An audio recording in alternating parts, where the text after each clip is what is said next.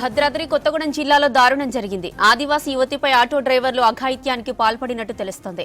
Cool drink లో మత్తుమందు ఇచ్చి ఘాతుకానికి పాల్పడినట్టు సమాచారం. ఆదివాసీ యువతి అమాయకత్వాన్ని ఆసరాగా చేసుకుని ఆటో డ్రైవర్లు దారుణానికి పాల్పడ్డారు.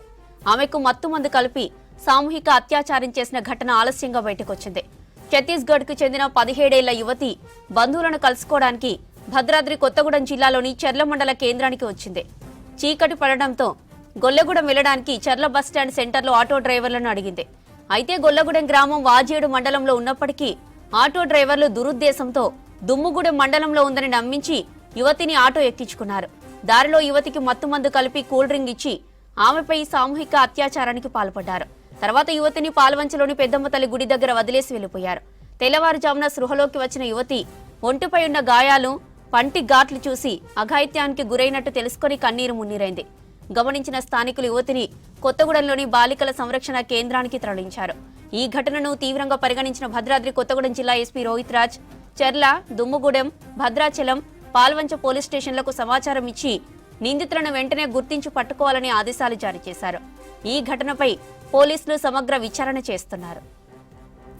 రైట్, ఇక ఇదే అంశానికి సంబంధించిన మరిన్ని డీటెయిల్స్ ఖదీర్ ఫోన్ లైన్ లో అందిస్తారు. ఖదీర్, ప్రస్తుతం బాధిత యువతి కండిషన్ ఎలా ఉంది? ఆ డీటెయిల్స్ ఏంటి?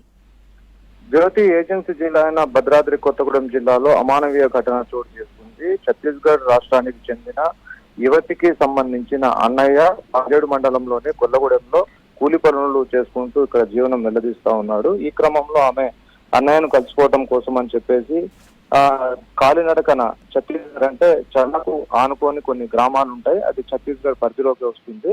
ఆమె కాలినడకన చర్లకు చేరుకోవడం జరిగింది. అక్కడ నుంచి వాజేడు వెళ్ళాలి, వాజేడు మండలంలోని గొల్లగూడెం గ్రామానికి వెళ్ళాలి ఆమె. కానీ అక్కడికి వచ్చి బస్టాండ్ దగ్గర గొల్లగూడెం గ్రామానికి నేను వెళ్లాల్సింది అని చెప్పేసి ఆటో డ్రైవర్లతో చెప్పడంతో ఆమె అమాయకత్వాన్ని ఆసరాగా చేసుకున్న ఆటో డ్రైవర్లు కొందరు ఆ వాజేడు వెళ్లే రూట్ ని దుమ్ముగూడెం వెళ్లే రూట్ వైపు వాళ్ళు ఆటోని తీసుకెళ్లడం జరిగింది.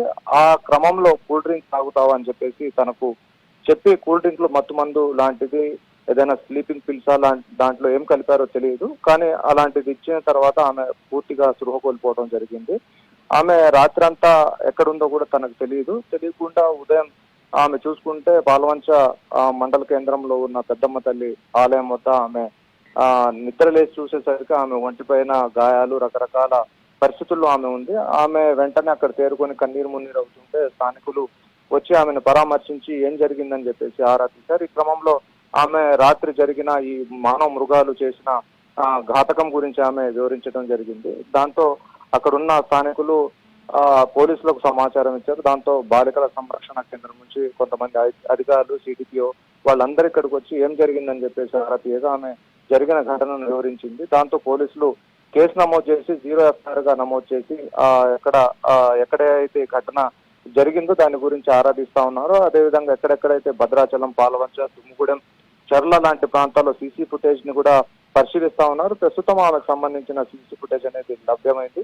ఇప్పుడు పోలీసులు వాళ్ళని గాలిస్తున్న పరిస్థితి. అనేక చుట్టుపక్కల ప్రాంతాల్లో, గ్రామాల్లో అనేక మంది కొంత ఒక ఆవార బ్యాచ్ లాంటివి తయారై ఆటో డ్రైవర్లుగా మారి వాళ్ళు ఇలాంటి అఘాయిత్యాలకు పాల్పడుతున్న పరిస్థితి తరచూ గమనిస్తా ఉన్నాం. కొన్ని చోట్ల యాక్సిడెంట్లు చేసి పారిపోవడం, కొంతమంది మహిళల మెళ్లలో నుంచి గొలుసులు లాక్కొని వెళ్ళిపోవడం, ఇలాంటి అనేక ఘటనలు తరచూ చోటు చేసుకుంటా ఉన్నాయి. ప్రత్యేకించి వీళ్ళని అదుపు చేయకపోతే రానున్న కాలంలో ఆటో డ్రైవర్లు అంటే భయపడే పరిస్థితి ఏర్పడే అవకాశం కనిపిస్తా ఉంది. ఇప్పటికే అనేక చోట్ల ఇలాంటి వరుస ఘటనలు జరుగుతా ఉన్నాయి. వీళ్ళపైన కఠిన చర్యలు తీసుకోకపోవటం వల్లనే ఇలాంటి ఘాతకాలు పదే జరుగుతున్నట్టు తెలుస్తా ఉంది. ఒక ఆదివాసీ యువతికి రక్షణ కల్పించలేని పరిస్థితుల్లో ఇక్కడ వ్యవస్థ ఉన్నట్టుగా ఆరోపణలు కూడా వస్తున్నాయి. ఈ నేపథ్యంలో ఇప్పుడు పోలీసులు పలు టీంలుగా విభజించబడి ప్రస్తుతం వాళ్ళు ఎక్కడున్నారో అనే దానికోసం గాలిస్తున్న పరిస్థితి కనిపిస్తా ఉంది.